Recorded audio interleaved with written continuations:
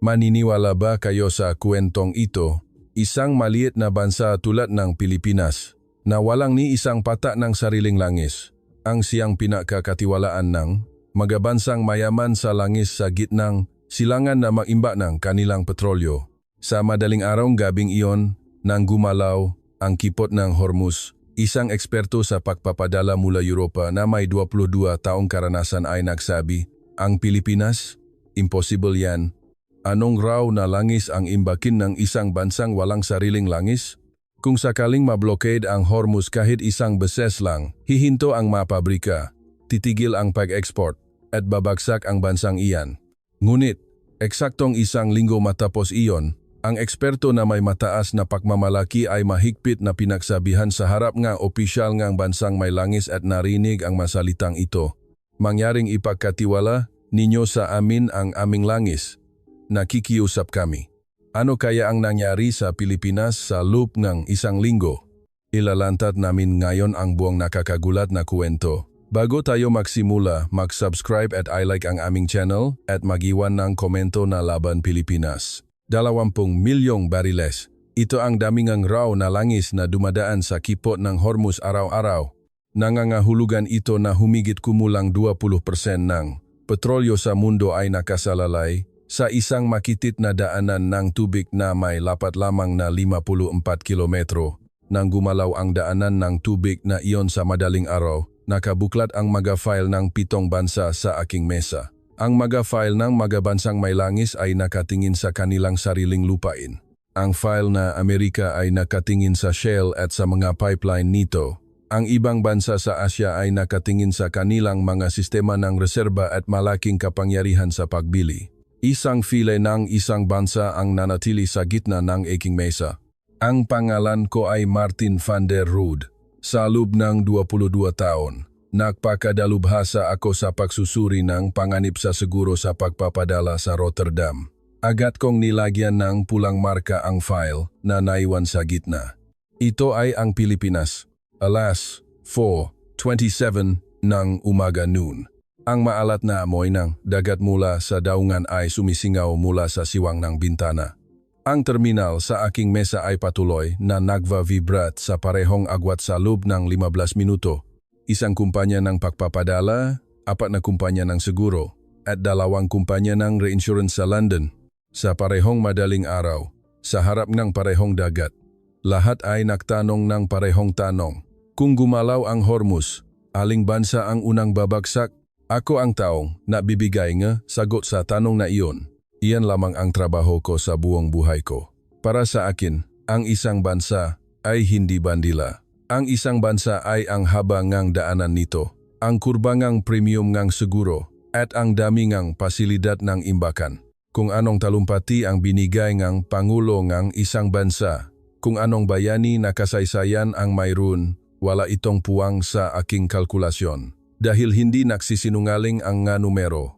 Sa katunayan, naniniwala ako na iyan ang aking sakit sa trabaho at etika sa trabaho. Ang unang senyales na gumagalaw ang Hormuz ay dumating 3 araw na ang nakalipas. 2 barkong nakaangkla ang nagulat ng hindi kilalang signal jamming sa pasukan ng kipot at ang premium ng seguro ay dumoble sa loob ng 2 araw. Sa simula, inakala kong ito ay ang karaniwan na lang kaguluhan. Hindi lang isang beses gumalaw ang Hormuz. Ngunit sa madaling araw na iyon, sabay-sabay na dumating ang informal na update mula sa Saudi Arabia at United Arab Emirates. Naintindihan ko. Iba ito sa pagkataong ito. Ang file kang Pilipinas ay partikular na makapal kumpara sa ibang bansa. Ang dahilan ay simple. Marami itong kahinaan. Unang pahina, halos 0% enerhiya na self-sufficiency. Ikalawang pahina, pang-5 sa mundo sa dami nga, imported na crudo. Ikatlong pahina, 7% gram, imported na crudo ay nagmumula sa gitnang silangan at karamihan dito ay dumadaan sa Hormuz. Ika-4 na pahina, istruktura ng industriya, semiconductors, automotive, baterya, paggawa ng barko, petrochemicals. Dito ako bahagyang ngumiti. Ang listahan ng mga salita na tila kalakasan ay para sa akin ay pawang kahinaan. Ang pabrika ng semiconductor ay gumagamit ng malaking dami ng kuryente. Ganun din ang automotive. Ang baterya, paggawa ang barko, at petrochemicals ay mismong enerhiya ang kanilang hilaw na material. Lahat ng 5 industriya na ipinagmamalaki ng Pilipinas ay may istruktura na madaling masentruhan ng isang energy shock. Ang krudo na sumusuporta sa mga industriyang iyon ay halos lahat ay nakmumula sa kabila ng dagat. At nasa gitna ng daanan ng dagat na iyon ang Hormuz. Ang aking kasamahan sa tabi, si Thomas, ay pumasok na may hawa na tasa ng kape. Tumingin siya sa pulang marka sa aking mesa at nagtaka. Senyor, ganun ba kadelikado ang Pilipinas? Ang Pilipinas ay isang premium na customer sa ating industriya, hindi ba? Bihira ang insidente ang siguro at tumpa ang maulat nila. Tiningnan ko si Thomas. Thomas, hindi delikado. Nakalantad ito. Kailangang tumpa ang paggamit ng masalita. Iba ang delikado sa nakalantad. Mukha pa ring hindi naiintindihan si Thomas. Itinuro ko sa kanya ang bahagi ng mapa ng Hormuz sa file ng Pilipinas. Tingnan mo ito. Ang buong industriya ng Pilipinas ay nakatali sa isang makitit na daanan ng tubig na ito. Kung gumalaw ang Hormuz, hindi makakarating ang langis ng Saudi at manghihina ang mga refinery sa Pilipinas. Kapag nangyari iyon, manghihina ang petrochemicals at manghihina ang supply ng chemical na material para sa semiconductor. Ito ay isang domino. Isang hanay ng gaya domino. Dahan-dahang tumango si Thomas. Hindi ba alam iyan ng mga Pilipino? Bahagya akong ngumiti. Sa totoo lang, ang iting iyon ay may bahit ng pagmamalaki. Kahit alam nila, wala namang magbabago. Ang yaman ay hindi gawa sa kagustuhan. Kahit gaano pa katalino ang Pilipinas, hindi bubukal ang langis mula sa lupa. Mayroong makahinaan na hindi kayang lutasin ng katalinuhan. Iyan ang Pilipinas. Dito ako magiging tapat. Totoong minamaliit ko ang Pilipinas, ngunit sa katunayan ay naniniwala akong masyado ko itong kilala. Sa pangalawang drawer ng aking mesa ay naroon ang ulat tungkol sa industriya ng refining ng Pilipinas. Sa pangatlong drawer ay naroon ang record ng pahatid ng container ship sa sektor ng paggawa ng barko ng Pilipinas. Ang isang buong folder sa computer ay puno ng materyales tungkol sa Pilipinas. Hindi ako isang taong hindi nakakakilala sa Pilipinas. Ako ay isang taong naniniwalang kilala ko ito ng husto. Hindi ko namalayan noon na iyon ang mas delikado.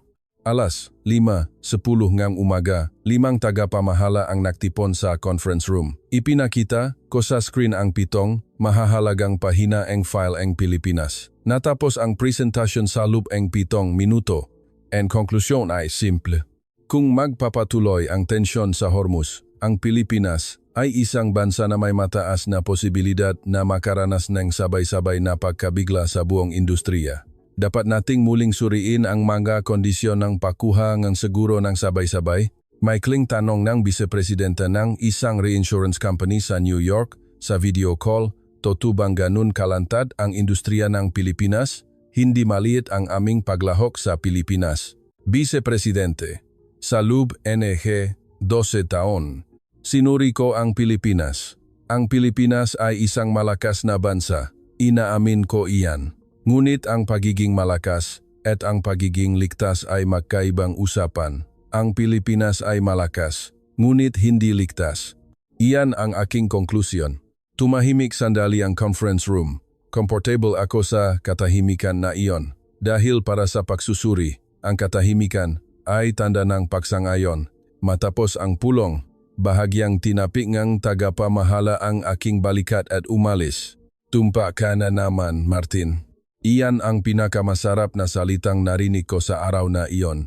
Bumalik ako sa aking mesa at tinype ang unang pangungusap ng ulat sa keyboard. Ang Pilipinas ay hindi isang bansang may langis at ang lahat ng pangunahing industriya nito ay nakalantad sa panlabas na pagkabigla ng enerhiya. Ikakategorya bilang isang bansa na mahina sa panandalian at katamtamang pagkabigla. Hindi ako nagtagal sa pagsulat ng pangungusap na ito. Mula sa daungan sa labas ng bintana, 2 beses nang pumito ang barko sa madaling araw. Habang isinasara ko ang aking laptop, bumulong ako ng mahina, mahusay ang Pilipinas sa paggawa. Ngunit hindi ito kailanman mananalo sa Hormuz sa pamamagitan lamang niyan. Iyan ang huling desisyon ko tungkol sa Pilipinas sa araw na iyon. Sa papel, ang Pilipinas ay isang napakalinaw na kaso. Ilang araw pakaraan, sumakay ako sa isang eroplano. Mula sa sandaling dumampi ang gulong ng eroplanong iyon sa runway, dahan-dahang nagsimulang gumuho ang konklusyon na iyon na labis kong ipinagmamalaki. Sa sandaling dumampi ang gulong ng eroplano sa runway ng Ninoy Aquino International Airport, NAIA, nakabuklat ang file ng Pilipinas sa aking kandungan. Sa luping 11 oras na flight, parehong pahina lang ang tinitingnan ko.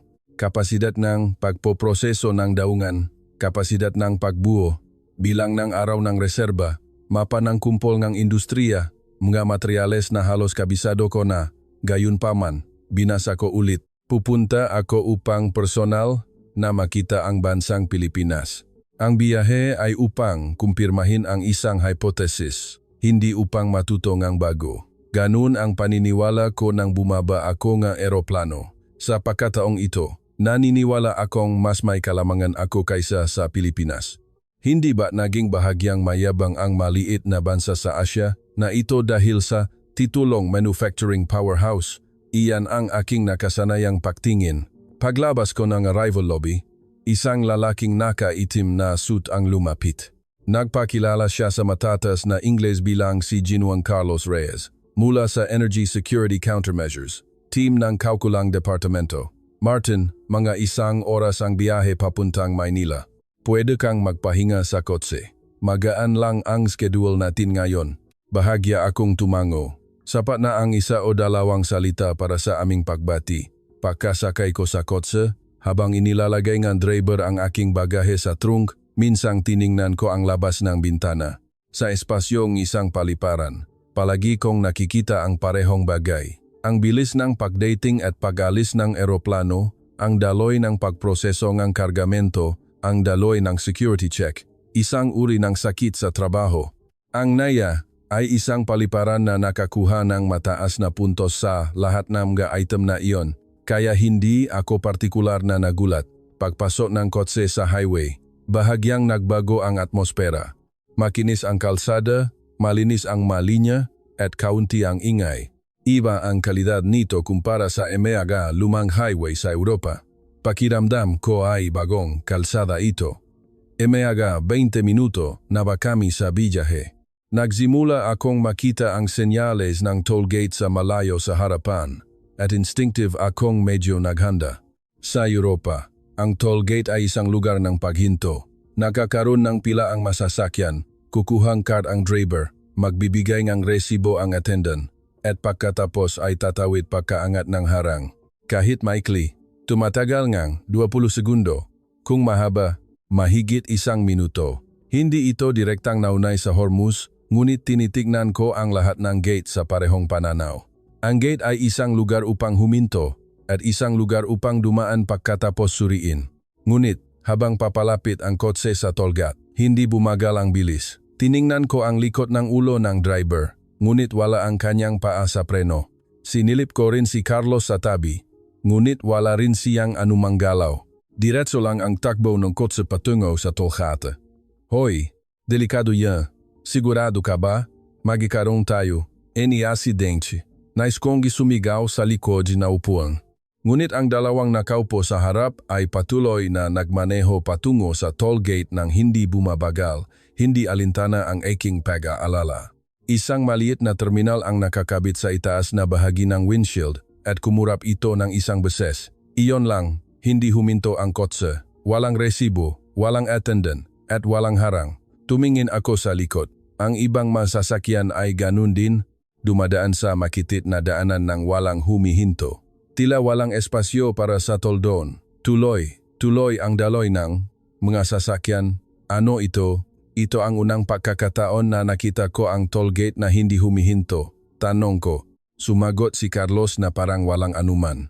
Ito ay tinatawag na RFID o auto-sweep. Automatikong binabayaran ng terminal ang toll at dumadaan lamang ang sasakyan. Karamihan sa mga toll gate ay gumagamit no ganitong sistema. Matagal na itong ginagamit, kaya hindi na namin masyadong pinapansin. Ang salitang matagal na ay mas nakakagulat sa akin.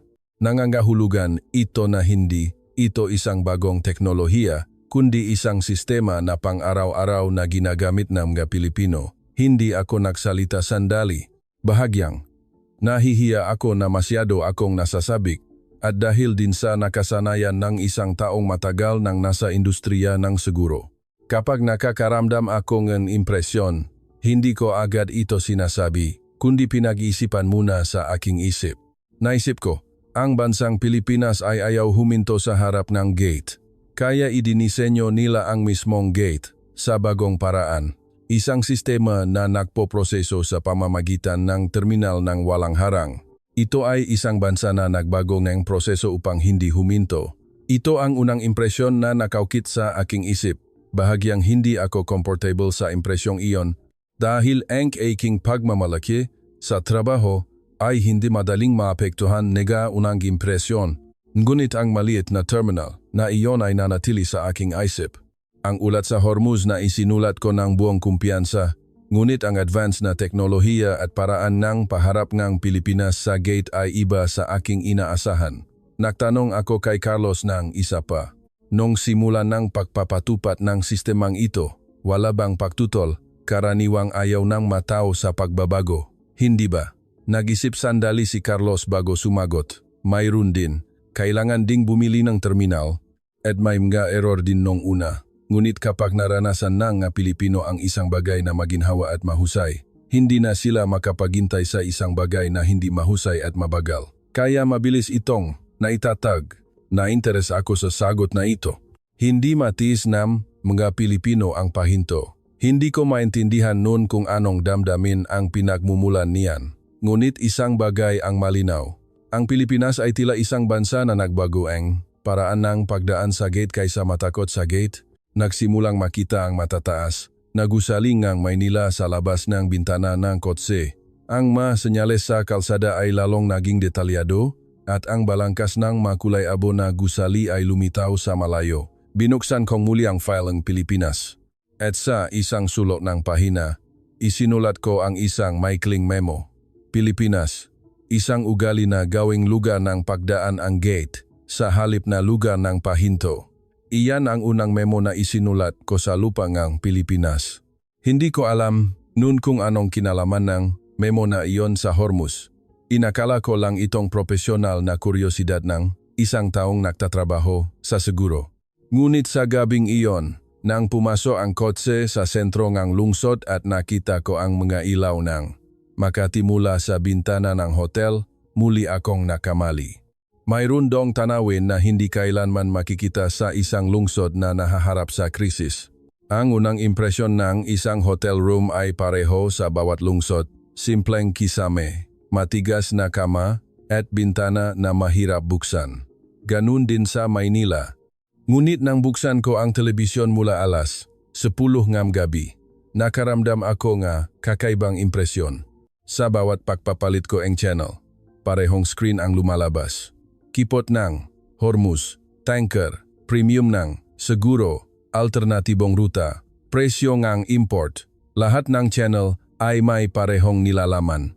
Sa isang channel, ipinapakita ang isang graph ng presyo ng gasolina na mabilis na tumataas at sa isa pang channel, ipinapaliwana ng isang eksperto na may seryosong mukha ang bilang ng araw ng reserba.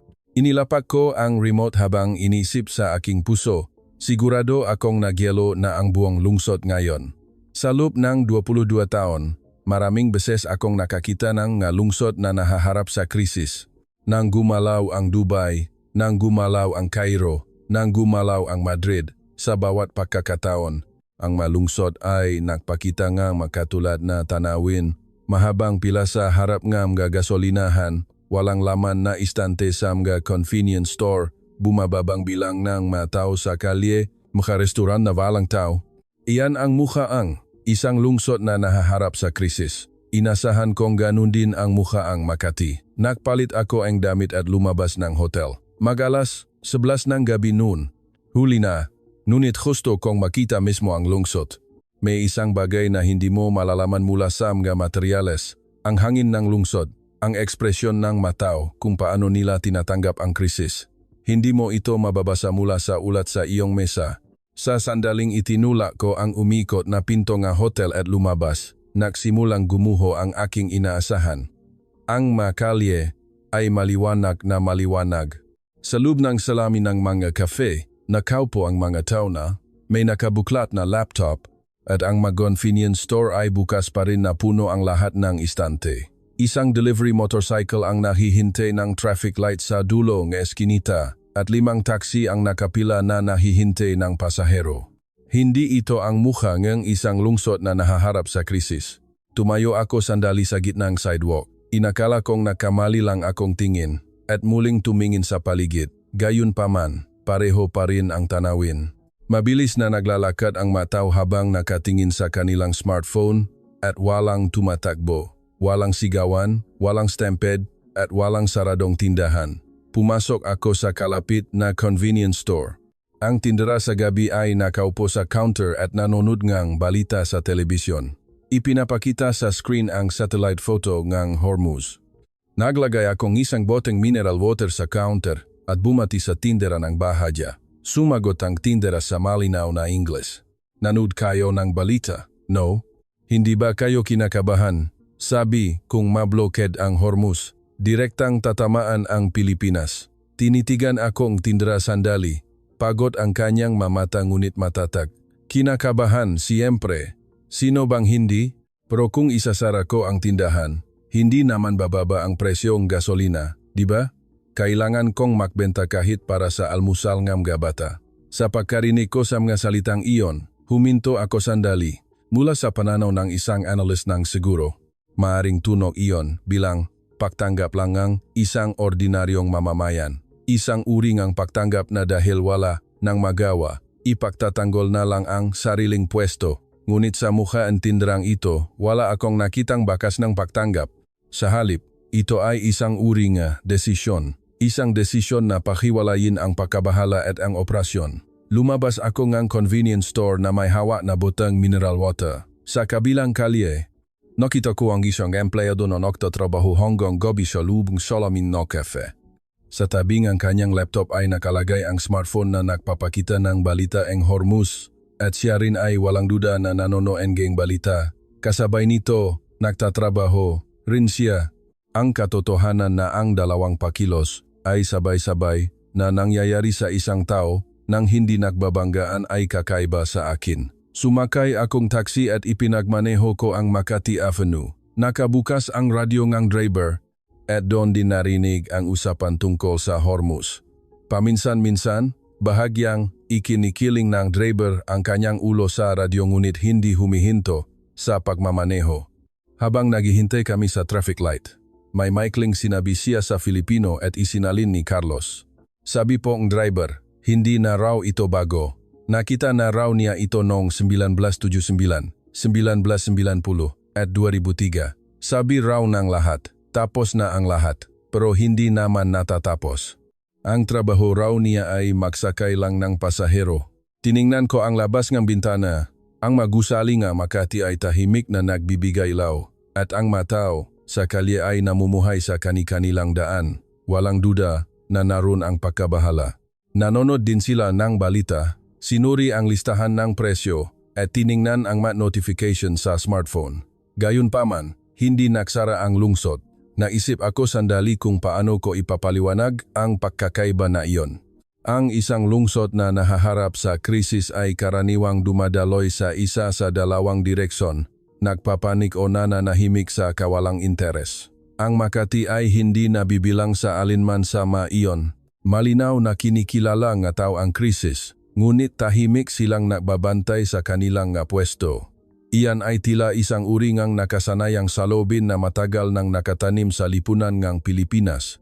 Habang pabalik sa hotel, isinulat ko ang pangalawang memo sa file ng Pilipinas. Hindi bobo ang malungsod ng Pilipinas sa krisis. Alam nila, pero hindi sila bumibigay. Pagkatapos kong isulat ang pangungusap na iyon, bahagyang huminto ang aking panulat. Sa loob ng 22 taon, hindi ako kailanman nagsulat ng ganitong memo tungkol sa anumang lungsod. Ang pagsusulat mismo ng salubin, hindi ng numero, ay isang unang beses para sa akin. Pagbalik ko sa hotel room, Tiningnan ko ang labas ng bintana. Ang mailaw ng Makati ay hindi humina kahit mag-alas. Sa tuna ng umaga, umupo ako sa gilid ng kama at nag-isip sandali. Anong uri kaya na? Reserba ang mayroon ang lungsod na ito. Hindi ito langis o pagkain, kundi isang uri ng salobin ng mga tao. Ang isang salita ng tinderang iyon sa convenience store ay paulit-ulit sa aking isip. Kung isasara ko ang tindahan, hindi naman bababa ang presyo ng gasolina. Sa simula, tunok ito bilang pagtanggap ng isang ordinaryong mamamayan na pagod sa mahirap na kalagayan ng ekonomiya, ngunit habang iniisip ko ito ng paulit-ulit, nagsimula itong tunok bilang nga salitang desisyon. Binuksan ko ulit ang file ng Pilipinas. Sa makapal na dokumento, wala akong nakitang nga salita ng isang taong tulad ng tinderang iyon sa convenience store. Ang kapasidad ng pagboprosesong daungan, bilang ngang arawng reserba, at kapasidad ng pagbuo ay nakasulat. Ngunit ang salobin ng isang lungsod na nagpapatuloy sa pagpapatakbo ng tahimik ng hindi gumagalaw ay hindi nakasulat bilang isang numero kahit saan. Sa gabing iyon, unang beses kong naramdaman ang blankong iyon. Nakatulog ako na may tanong na iyon sa aking isip. Kinabukasan ng umaga, sinalubong ako ni Carlos sa lobi ng hotel. Habang binubuksan niya ang pinto ng kotse, maikli niyang sinabi, medyo malayo tayo ngayon. Mas mabuting makita ninyo mismo kaysa ipaliwanag ko. Ngayon, bababa tayo sa ilalim ng lupa. Ang salitang ilalim ay kakaiba sa akin sa umagang iyon. Walang ideya ako noon kung anong mayroon sa ilalim ng lupa ang isang bansang hindi may langis. Gayunpaman, may malabong kutob ako. Ang kutob na ang mukha ang lungsod na nakita ko sa mga kalye ng Makati kagabi at ang ilalim ng lupa ngayong umaga ay nagmula sa parehong ugat. Umalis ang kotse sa Maynila. Nagmaneho kami patungo sa timok ng mahabang panahon. Ang tanawin mula sa bintana ay nagbago. Mula sa lungsod patungo sa bundok at mula sa bundok ay muling naramdaman ang simoy ng dagat. Binuksan ko muli ang mga dokumento tungkol sa mga pasilidad ng imbakan ng Pilipinas sa kotse. Nakasulat doon na ang Pilipinas ay nagpapatakbo ng mga pasilidad ng imbakan sa siyam na lokasyon sa buong bansa.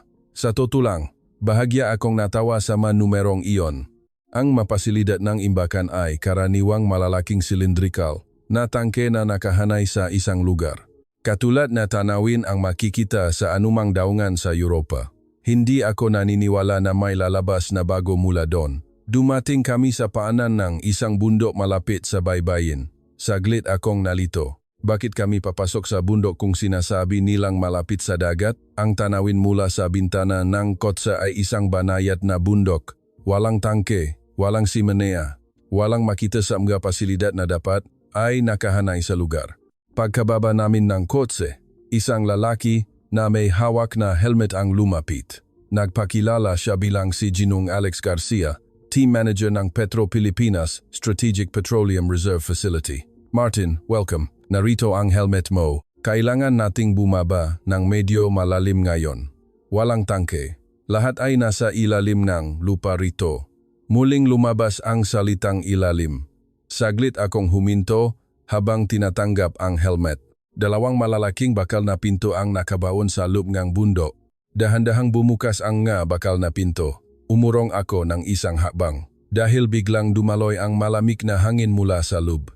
Nangangahulugan iyon na mayroong butas sa loob ng bundok. Sumunod ako kay Alex sa loob.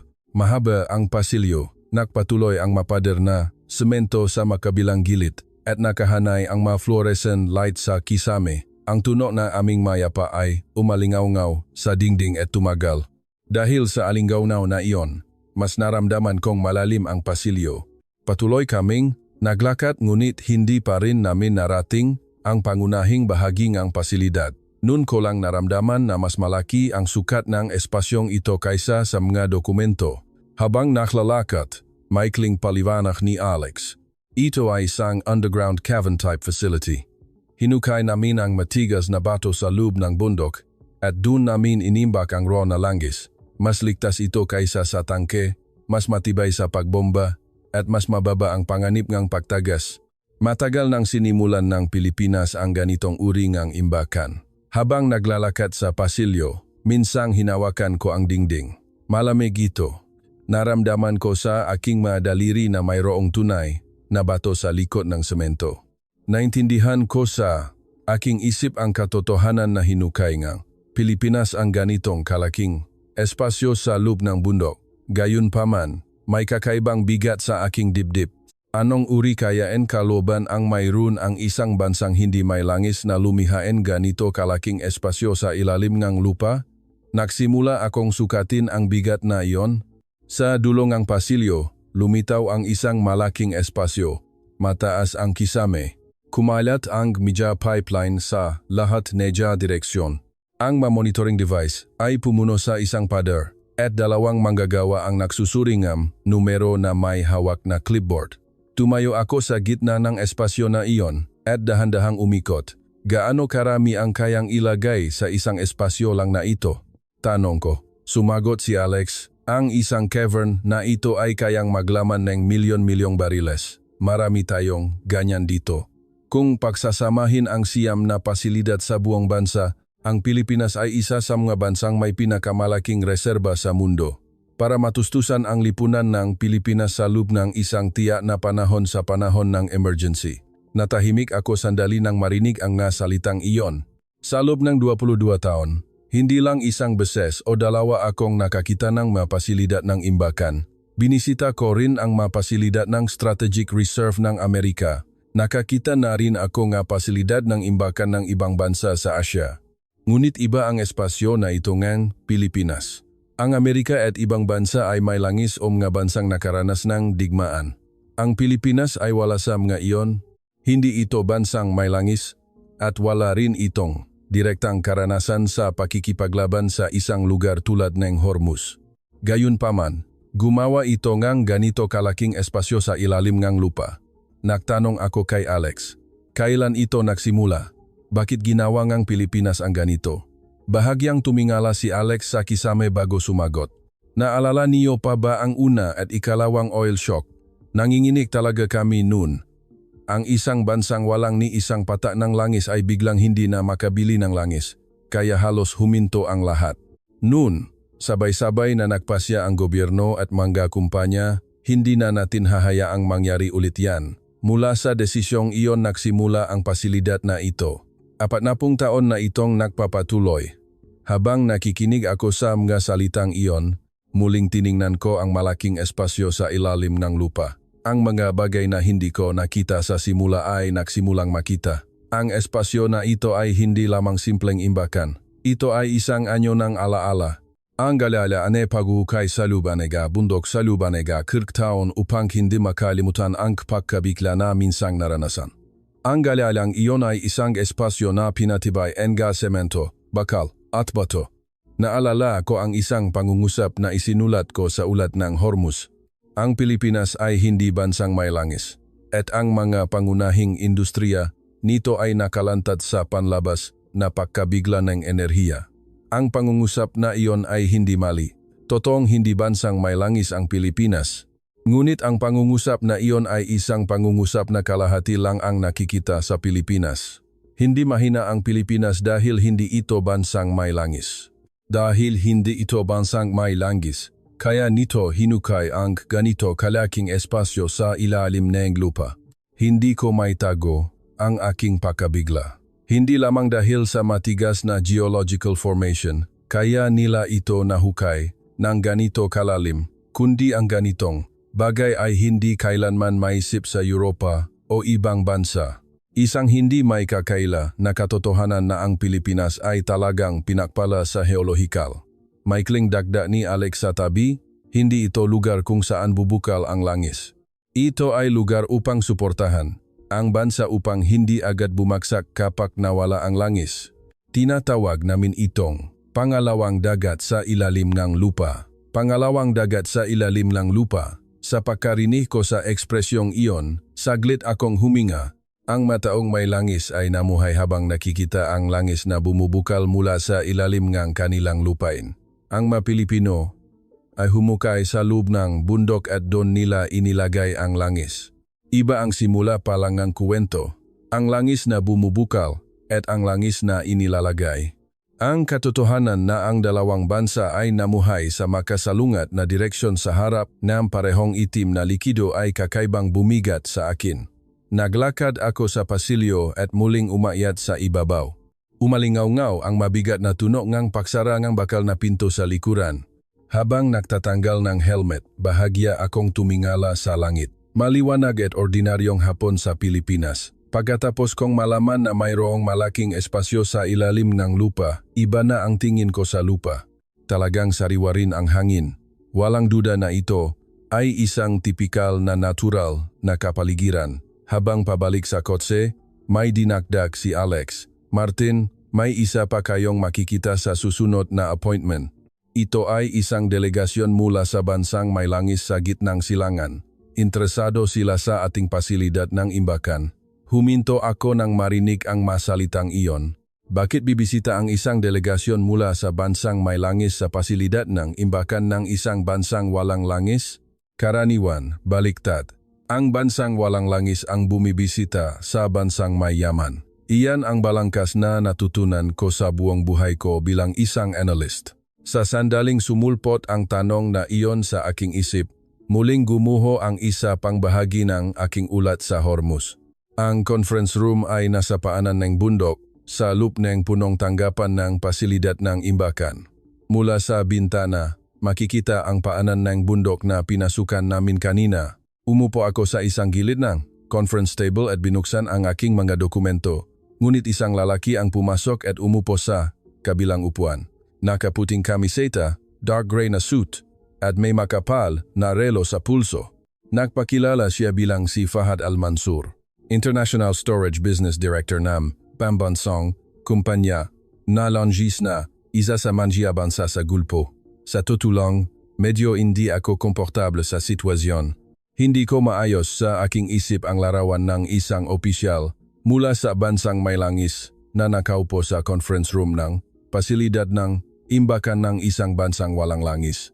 Pagkatapos na paupabilitain na business card at pagkatapos na pamail na pagpati, direkta akong nagtanong. Fahad, sa totoo lang, may isang bagay akong hindi maintindihan. Bakit gustong ipagkatiwala ng isang bansang may langis ang langis nito sa isang bansang walang langis? Hindi ba baliktad ang direksyon? Hindi ngumiti si Fahad. Kapag nakakakita akong taong hindi pekeng ngumiti, sinusubukan ko munang pakinggan ang kanyang buong sinasabi. Dahil pakiramdam ko ay kahit direkta ang ekspresyon, hindi siya magsisinungaling o magsasalitang walang kabuluhan. Dahan-dahang nagsalita si Fahad. Martin, ang langis ay hindi kapangyarihan habang nasa ilalim ng lupa. Ito ay nagiging kapangyarihan lamang kapag ito ay nasa kabila ng dagat, sa tamang oras na kailangan. Ang mayroon kami ay langis sa ilalim ng lupa. Ang mayroon ang Pilipinas ay lokasyon sa kabilang dagat. Iyan ang dahilan kung bakit kami interesado sa Pilipinas. Hindi ko isinulat ang mga salitang iyon, dahil ito ay isang uri ng pangungusap na dapat munang isipin bago isulat. Ang katotohanan na, ang mga salitang, ang langis ay hindi kapangyarihan, habang nasa ilalim ng lupa, ay nagmula sa bibig ng isang tao mula sa bansang may langis ay mas mabigat na tunog. Dinulas ni Fahad ang isang dokumento sa ibabaw ng mesa. Ito ay isang mapa ng Silangang Asya. Ang Pilipinas, China at iba pang bansa sa Asya ay nasa isang screen at may mga ruta ng pagpapadala sa kalapit na dagat. Ipinagpatuloy niya ang kanyang pagsasalita habang itinuturo ang timok baybayin ng Pilipinas gamit ang panulat. Para makapagpadala kami ng krudo mula Hormuz patungong Silangang Asya, tumatagal ng halos 20 araw sa karaniwan. Sa panahon ng kapayapaan, walang problema. Ngunit, kapag gumalaw ang Hormuz, ang 20 araw, na iyon ang nagiging pinakadelikadong bahagi. May panahong hindi namin maipadala ang krudo kahit gusto naming ipadala. Sa panahong iyon, magkakaroon ng kakulangan ng supply sa mga lugar ng demand sa Silangang Asya. Ito ay pagkalugi rin para sa amin, kahit bansang may langis. Ito ay pagkalugi. Naintindihan niyo ba? Habang nakikinig ako sa mga salitang iyon, unang beses kong inisip ang Hormuz mula sa pananaw ng bansang may langis. Para sa kanila, delikado rin ang Hormuz at nagkakaroon ng sitwasyon kung saan hindi nila maipadala ang sarili nilang langis. Sa loob ng 22 taon, Palagi kong tiningnan ang Hormuz mula lamang sa pananaw ng bansang importer. Tiningnan ko kung sino ang hindi makakatanggap at hindi ko gaanong tiningnan kung sino ang hindi makapagpadala. Inilagay ni Fahad ang panulat sa lokasyon ng pasilidad ng imbakan ng Pilipinas. Kaya para sa amin, kaakit-akit ang Pilipinas. Kung imbakin na namin ang aming krudo sa Pilipinas, hindi makakaroon ng kakulangan ng supply sa merkado ng Silangang Asya kahit gumalaw ang Hormuz.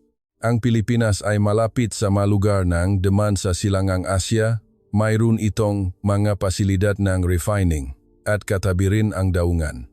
Hindi lang pag-imbak, kundi kaya ring iproseso agad at ipadala kapag kailangan. Para sa amin, wala nang mas magandang lokasyon pa. Ito ay parang imbakan ng labis na enerhiya sa aming katawan. Noon ko lang sinimulang muling suriin ang kahulugan ng lugar na Pilipinas. Ang Pilipinas ay hindi lamang isang bansa na bumibiling langis. Ito ay isang malaking pintuan sa harap ng lugar ng demand sa Silangang Asya, mula sa pananaw ng bansang may langis. Ang pag-imba ng sarili nilang langis sa pintuan na iyon ay isang siguro.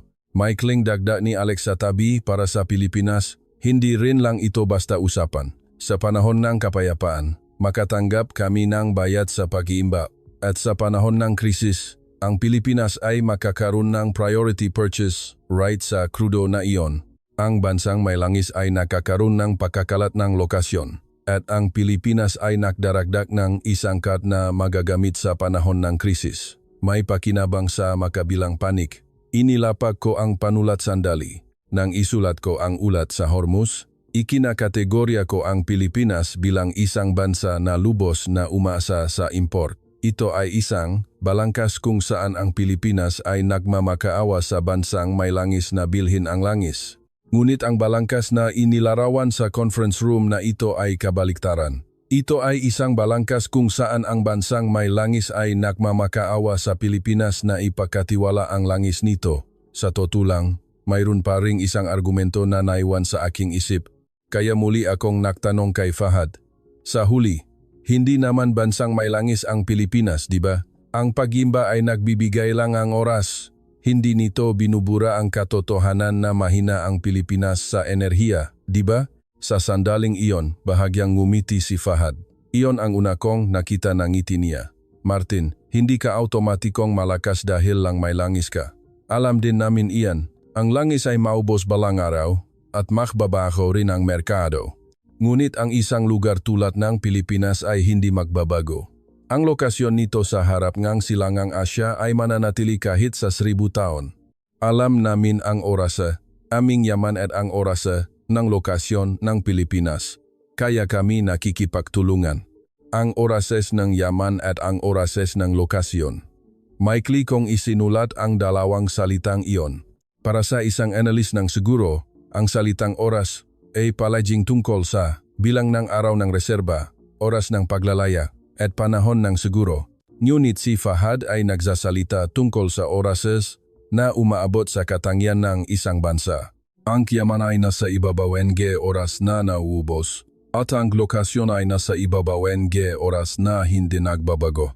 Ang agwat sa pagitan ng dalawang oras na iyon ang dahilan kung bakit nagtutulungan ang dalawang bansa.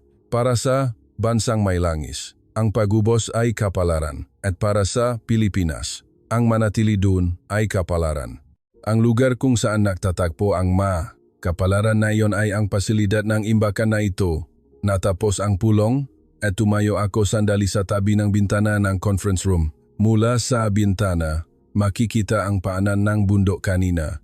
Ang katotohanan na mayroong malaking butas sa loob ng bundok na iyon at maaring doon inilalagay ang raw na langis ng bansang may langis. Ang tanawin na iyon ay dahan-dahang nabuo sa aking isip. Inilabas ko ang file ang Pilipinas mula sa aking travel bag.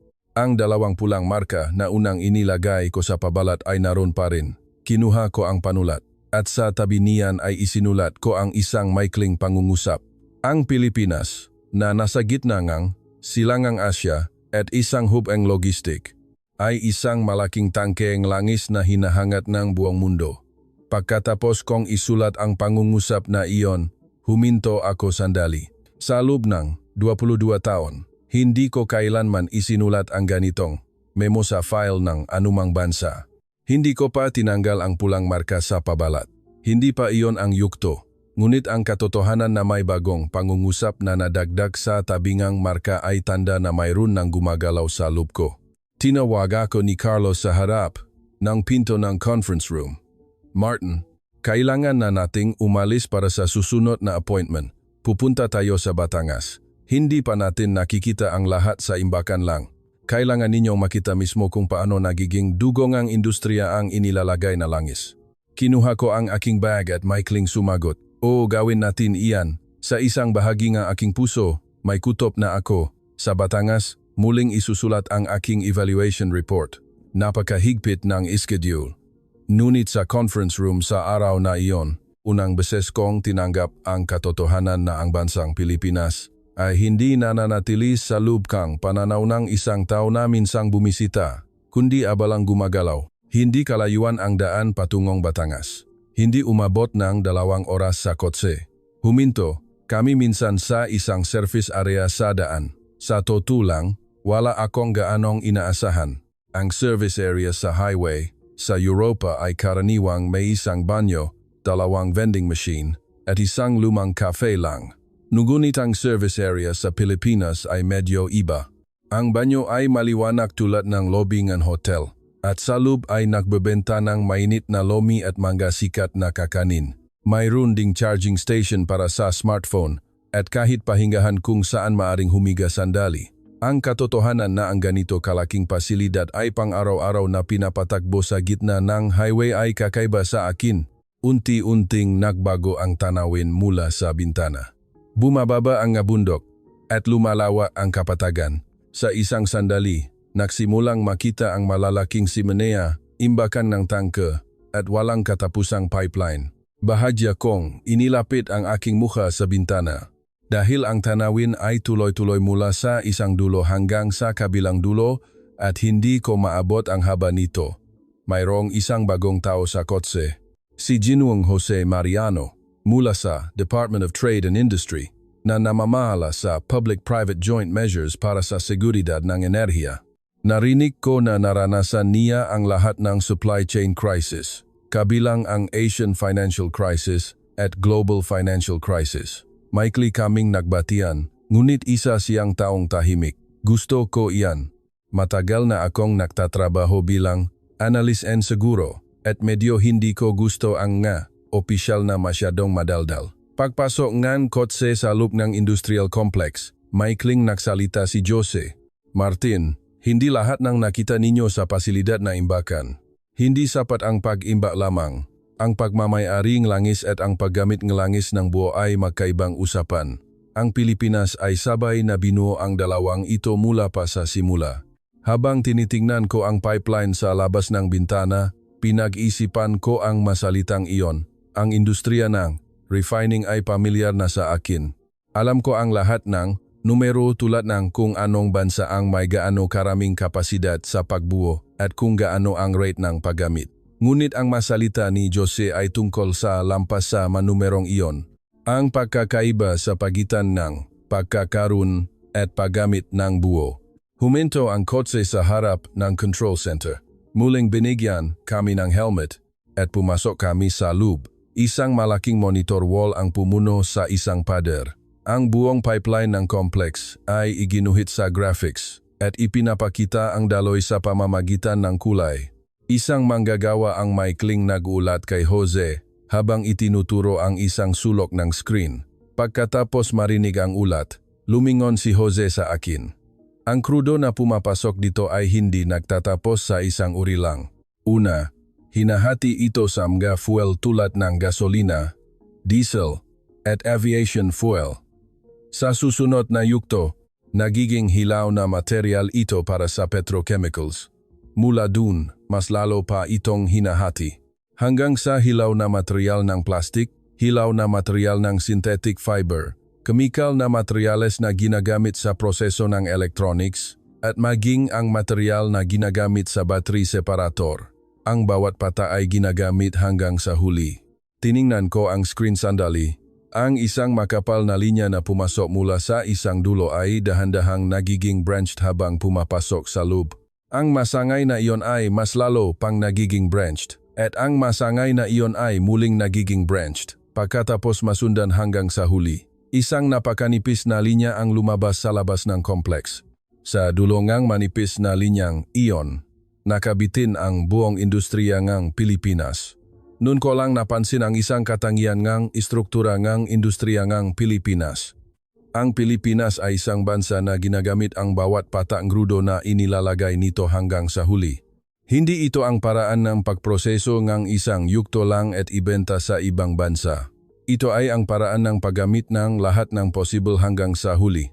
Hindi dahil ito ay mahusay, kundi dahil masasayang ang inilagay na krudo kung hindi gagawin iyon. Nagpatuloy si Jose sa tabi. Wala kaming oras para magreklamo sa kung ano ang wala kami. Dahil wala kami, kailangan naming mag-import. Dahil mahal, kailangan naming gamitin hanggang sa huli.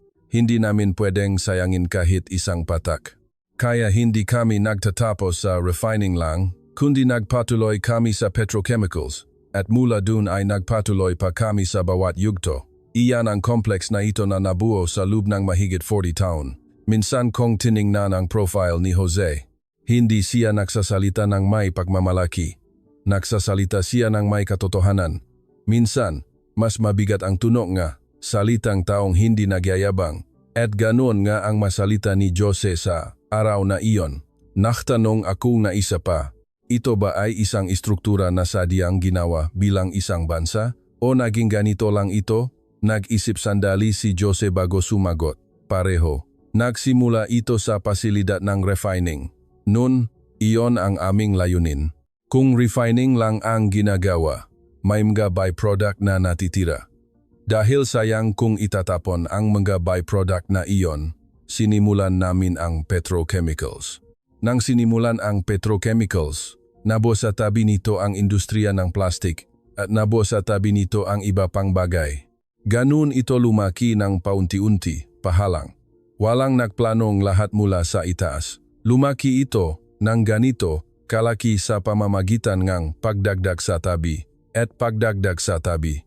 Habang nakikinig ako sa sagot na iyon, muli kong tiningnan ang buong complex. Sa simula, mukha itong malaking industrial park. Ngunit pagkatapos kong marinig ang paliwanag ni Jose, tiningnan ko ito at hindi ito isang parka, kundi tila isang ekosistema. Ang bawat pabrika ay hindi nagsasarili, kundi ang byproduct mula sa katabing pabrika ay nagiging hilaw na material para sa susunod na pabrika. Ang dulo ng isang pabrika ay ang simula ng susunod na pabrika. Naalala ko ang isa pang pangungusap na isinulat ko sa ulat ng Hormuz. Ang 5 pangunahing industriya ng Pilipinas ay lahat ay nakalantad sa panlabas na pagkabigla ng enerhiya. Habang isinusulat ko ang pangungusap na iyon, bahagya akong ngumiti. Gusto ko ang diagnosis na ang 5 ito ay sabay-sabay na manghihina, napakalinaw. Ngunit nang makita ko ang 5 ito ng direkta sa loob ng complex, ito ay isang istruktura na nagtutulungan upang hindi manghina. Kung manghina ang isa, sinusuportahan ng katabi.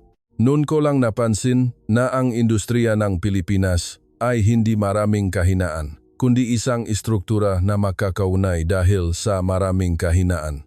Mali ang aking pagkukumpara na sinabi ko kay Thomas na ito ay isang hanay ng mga domino. Hindi domino ang industriya ng Pilipinas. Mas malapit ito sa isang hanay ng mga taong makakapit bisik. Tumayo ako sa harap ng bintana ng control center. Mula sa complex, nakita ko ang daungan.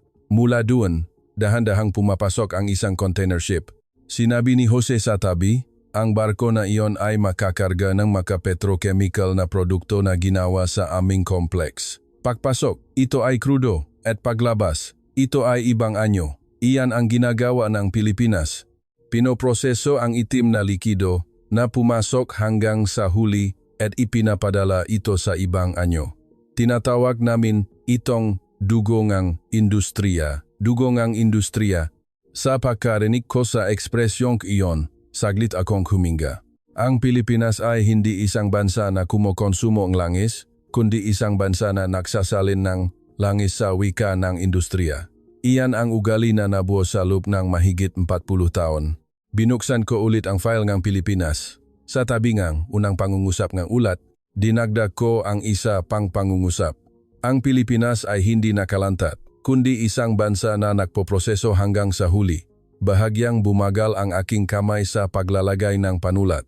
Sa hapon na iyon, dinala ako ni Jose sa isang kainan malapit sa complex. Ang mga manggagawa na naka-safety boots at work clothes ay nakaupo sa paligid ng malaking mesa, kumakain ng sinigang at umiinom ng beer. Tahimik silang nagalok ng baso sa akin, isang dayuhan na unang beses nilang nakita. Nagpalitan kami ng pag-usap sa counting English at galaw ng kamay. Bahagyang naintindihan ko ang salita tulad ng 40 taon nang nagtatrabaho sa parehong complex. Ito ay ang tahimik na tono ng taong nagpapalabas ng pagod ng araw sa isang baso ng inumin. Habang tinitignan ko ang mesa na iyon, napansin ko ang isang bagay. Ang bakal na pinto ng pasilidad ng imbakan at ang walang katapusang pipeline ng complex ay sa huli ay umikot sa loop ng 40 taon sa makamay at balikat na ito.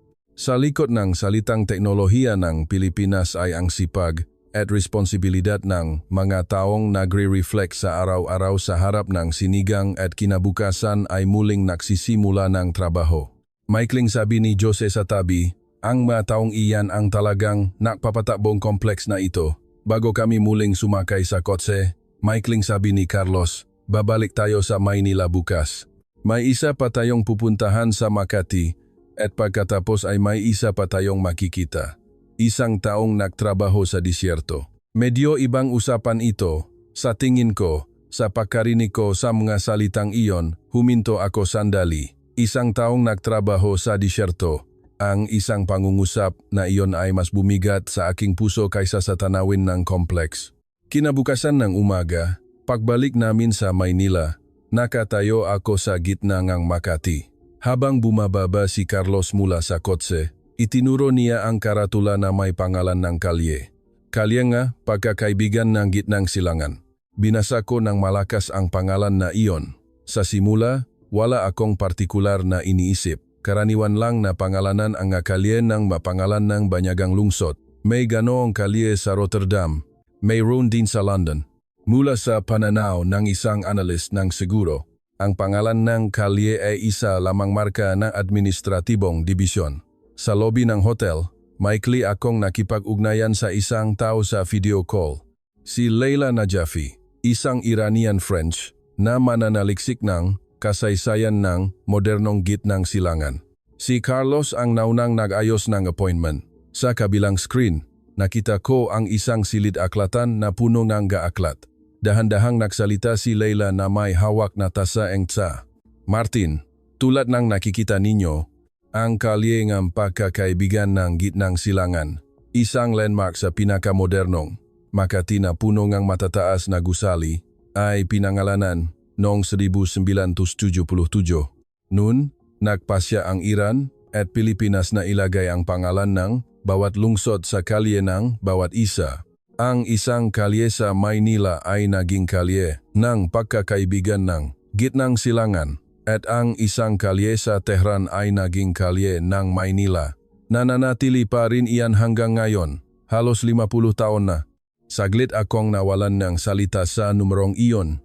Dahan-dahang lumaganap sa aking isip ang 50 taon.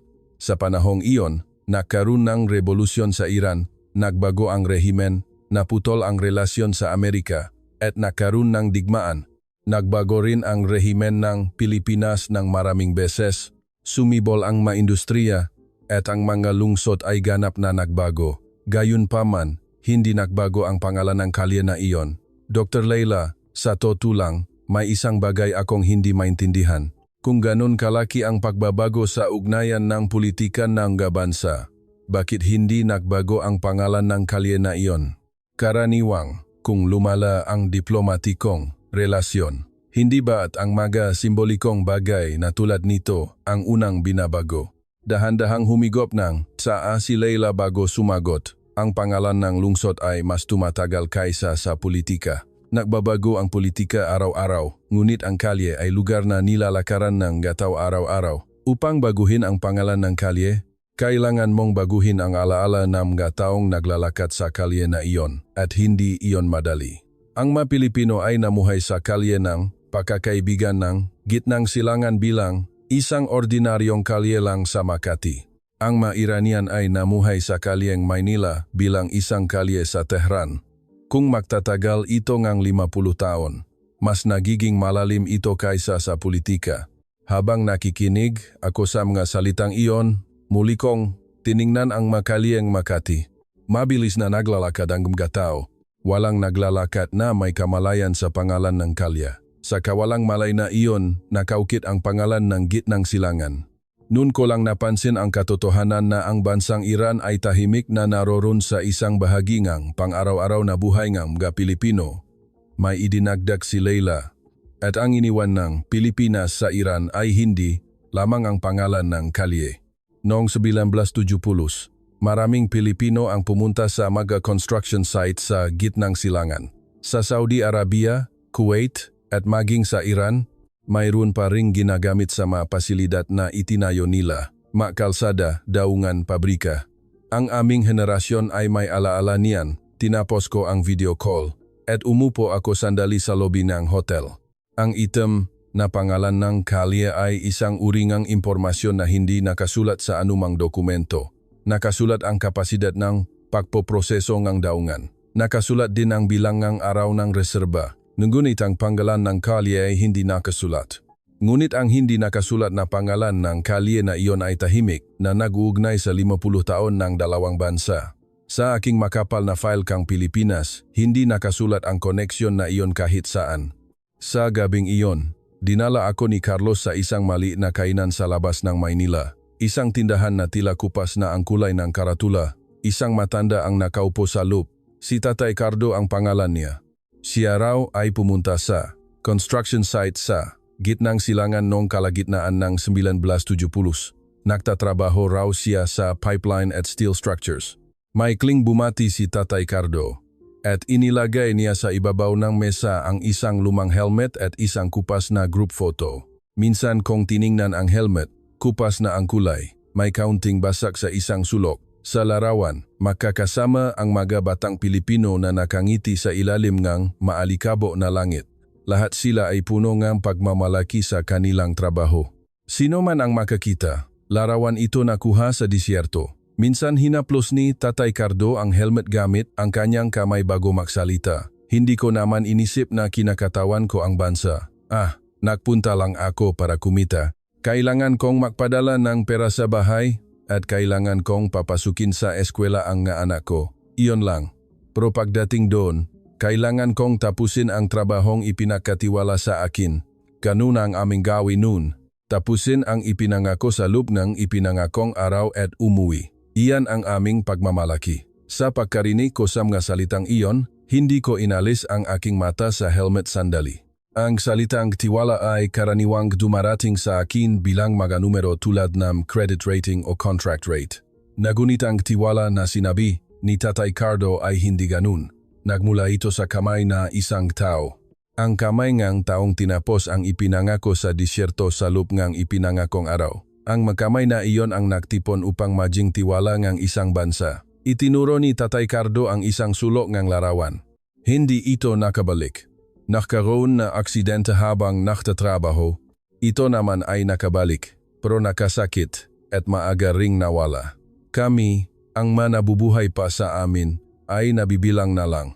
Pero ang itinayo namin doon ay naroon pa rin para sa amin, parang maanak na namin iyon. Sa loob ng kainan, hindi ako nakapagsalita sandali. Hindi ko maisip kung ano ang dapat kong sabihin sa harap ng Met at larawan.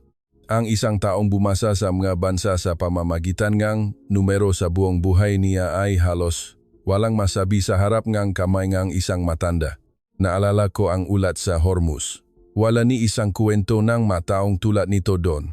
Nakasulat kung ano ang natanggap ng Pilipinas mula sa gitnang silangan, ngunit hindi nakasulat kung ano ang iniwan ng Pilipinas sa gitnang silangan. At ang giniwan na iyon ay tahimik na nanatili sa isang lugar sa disyerto sa Lubenge Litaon. Tulad na helmet, tulad na isang larawan, tulad na pangalan na kalye. Paglabas ng tindahan, maikling sinabi ni Tatay Cardo sa akin, "Pasensya na, malayo pa ang pinanggalingan mo." Pero wala naman akong masyadong nasabi. Ginawa lang namin ang trabahong ipinagkatiwala sa amin. Hindi mas marami, hindi mas kaunti. Nagpaalam ako at sumakay sa kotse. Ang gabingang Maynila ay dumaloy sa labas ng bintana. Sa maikling biyahe pabalik sa hotel, nakita ko ang isang bagay. Ang tiwala ng bansang Pilipinas ay hindi nagsimula sa masalita. Nagsimula ito sa makamay ng mataong tumupat sa kanilang pangako sa disyerto at umuwi. Ang aking makapal na file ay hindi kailanman nakakita ng mga kamay na iyon. Pagkaupo ko sa mesa ng hotel room, huling beses kong binuksan ang file ng Pilipinas. Ang panulat ay sandaling nanatili sa ibabaw ng unang pangungusap ng ulat. Plano kong bumalik sa Rotterdam sa eroplano kinabukasan ng umaga. Ang risk report ng Pilipinas na ginawa ko sa simula ay naghihintay pa rin doon sa aking mesa. Sa eroplano pabalik sa Rotterdam, hindi ko muna nabuksan ang file cam. Pilipinas na nakapatong sa aking kandungan. Pareho pa rin ang upuan ko at ang posisyon ko sa pag-alis. Ngunit iba ang bigat ng makapal na file na iyon sa aking kandungan. Hindi tumaas ang bigat ng mga dokumento, kundi ang bansa na nakapalob doon ay naging ganap na ibang bansa sa aking pagkilala bago at pagkatapos ng biyahe. Dahan-dahang dumaloy ang maulap sa labas ng bintana ng eroplano. Ipikit ko ang aking mata at isa-isa kong inalala ang manakita ko sa loob-en isang linggo. Ang liwanag ng maliit na terminal sa tollgate ng Enaya, ang isang salita ang tindera sa convenience store sa Makati, ang malaking bakal na pinto na papasok sa loob ng bundok, ang pangalawang dagat sa ilalim ng lupa na sinabi ni Alex, ang oras na yaman at oras na lokasyon ni Fahad, ang daloy na itim na likido na ipinakita ni Jose, ang lumang helmet at kupas na larawan ni Tatay Cardo, lahat ng maeksenang ito ay nakapalob sa loob ng isang linggo ng isang tao. Sa loob ng 22 taon ng pagtatrabaho, hindi kailanman nagbago ng ganito kalaki ang aking impresyon sa isang bansa sa loob ng isang linggo. Karaniwan, kahit tingnan mong muli ang mga dokumento, hindi gaanong gumagalaw ang unang impresyon. Ang pagtitiwala na tumpak ang unang impresyon ay ang huling pagmamalaki sa trabahong ito. Ngunit, sa Pilipinas, hindi epektibo ang pagmamalaking iyon. Dumating ako sa aking opisina sa Rotterdam kinabukasan ng umaga. Sa aking mesa ay nakalagay pa rin ang risk report ng Pilipinas na ginawa ko bago ang biyahe. May 2 pulang marka sa pabalat at ang mamarka na isinulat ko sa mga dokumento na pulong ay naroon pa rin. Umupo ako sa upuan at tiningnan lang ang ulat na iyon sandali. Hindi ko binuksan. Pumasok ang aking kasamahang si Thomas sa silid na may hawak na tasang kape. Maikli siyang nagtanong, "Kamusta ang biyahe?" At tumayo sandali sa tabi ng mesa. Tiningnan niya ang pabalat ng ulat at maikling nagsalita, "Martin, tatapusin mo na ang ulat tungkol sa Pilipinas, di ba?" Iyon din ang konklusyon ng pulong. Tiningnan ko si Thomas sandali. At dahan-dahang sumagot, "Thomas, isusulat ko ulit ang ulat na iyan. Uumpisahan ko ulit mula sa simula. Magsisimula ako sa unang pangungusap." Bahagyang nagulat si Thomas. Habang tinitingnan ko ang ekspresyon na iyon, may isang bagay akong inamin sa aking puso. Ang pagsulat muli ng unang pangungusap ng ulat na sinulat mo bilang isang analyst ay halos katumbas ng pagtalikod sa pagmamalaki. Ngunit sa pagkakataong ito, natutunan ko sa Pilipinas na mas nakakahiya kung pananatilihin ko ang pagmamalaking iyon. Binuksan ko ang ulat. Ang unang pahina, ang unang pangungusap ay naroon pa rin. Sumulpot ang isip ko noon na minamaliit at hindi pinapansin ang Pilipinas.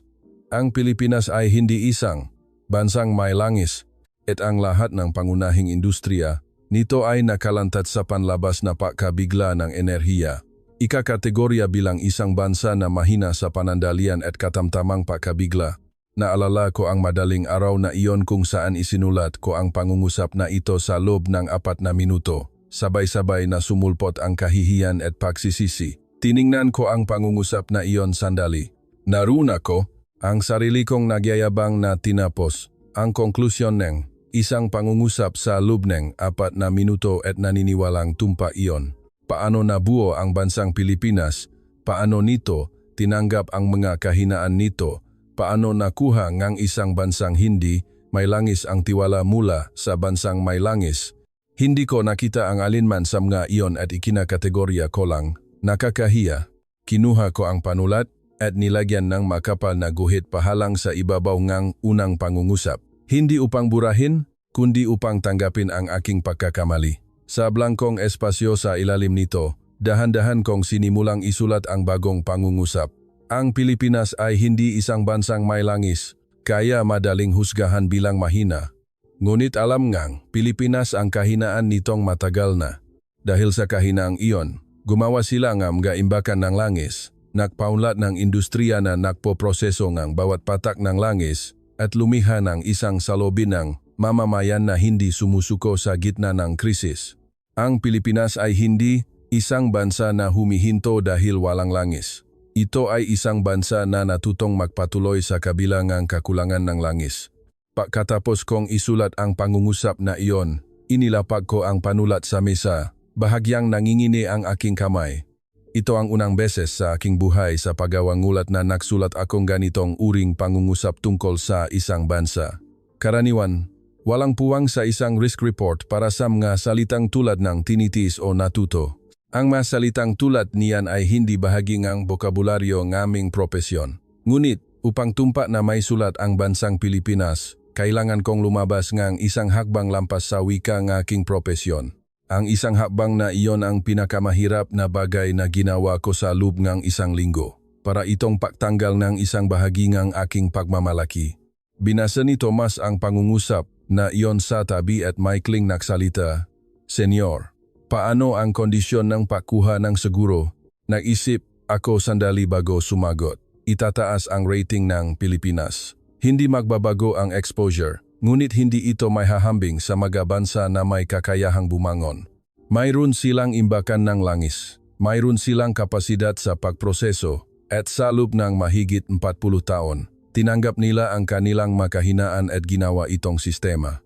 Kahit makaranas ng pagkabigla, mabilis na babangon ang Pilipinas. Saglit akong tiningnan ni Tomas.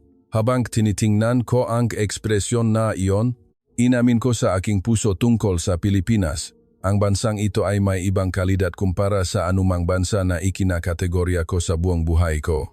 Pagkatapos bumalik ni Tomas sa kanyang upuan na may hawak na tasa ng kape, minsang tiningnan ko ang labas ng bintana ng opisina. Dahan-dahang pumapasok ang isang container ship sa daungan ng Rotterdam. Maaring galing ito sa Maynila o sa Batangas. Mataas ang posibilidad na may kargang petrochemical na produkto na ganap na pinroseso sa Pilipinas. Sa sandaling sumulpot ang posibilidad na iyon sa aking isip, ang bansang Pilipinas ay biglang hindi na isang malayong bagay na sinusuri, kundi tila isang bansa na nakapaso na sa aking pang-araw-araw na kape at hangin ng daungan. Nakakahiya. Ang isang taong nagpakadalubhasa bilang analyst sa buong buhay niya ay hindi man lang nakita ang katotohanan na ang bansang iyon ay nakapasok na sa kanyang pang-araw-araw na buhay. Binuksan ko ang drawer ng aking mesa. Mayroong isang bagay na hiwalay kong inilagay sa aking travel bag. Ito ay isang maliit na memo na hindi ko naipasok sa file ng Pilipinas. Isang pangungusap na isinulat ko sa kainan sa gabing iyon nang ipinakita ni Tatay Cardo ang helmet. Ginawa lang namin ang trabahong ipinakatiwala sa amin hanggang sa matapos. Iyan ang aming gawin nun. Dahan-dahan kong ipinasok ang memo na iyon sa loob ng file ng Pilipinas. Ito ay isang pangungusap na hindi maaring ikwot sa anumang ulat. Dahil ito ay isang pangungusap na walang puwang sa ulat ng aming propesyon. Gayunpaman, inisip ko na dapat manatili ang pangungusap na iyon sa isang bahagi ng file ng Pilipinas.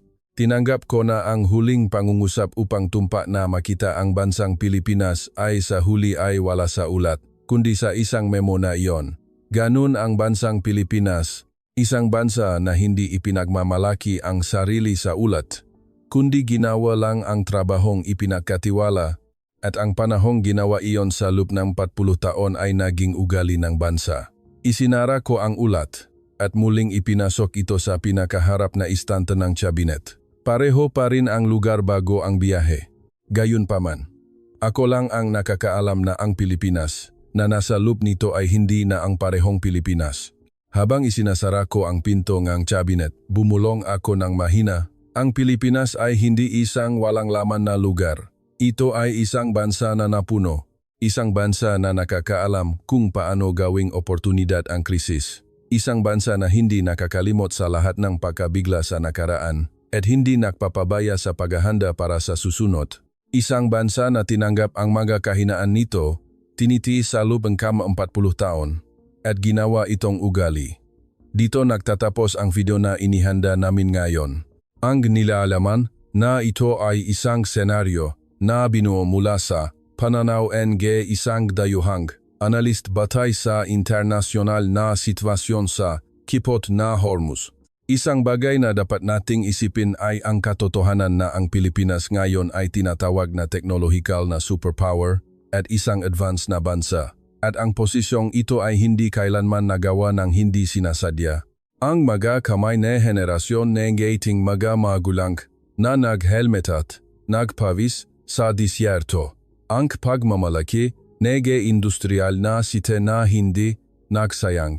Kahit isang patak na krudo, ang salubin ng mga mamamayan na nagbantay sa kanilang pwesto kahit sa gitna ng krisis, lahat na ito ay pinagsama-sama upang maging Pilipinas ngayon. Hindi lang tayo isang bansa na solat sa yaman. Tayo ay isang bansa na tinanggap ang kahirapan na iyon, tinitiis sa loob ng 40 taon at ginawa itong ugali. Hindi kailanman nakataon lang na hindi huminto ang Pilipinas sa gitna ng krisis.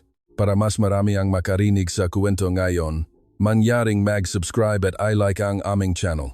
Ano sa tingin ninyo ang tunay na lakas ng Pilipinas? Mangyaring ipaalam sa amin sa komento. Makita-kita tayo sa susunod na mas kapakipakinabang na video. Salamat sa panonood hanggang sa huli.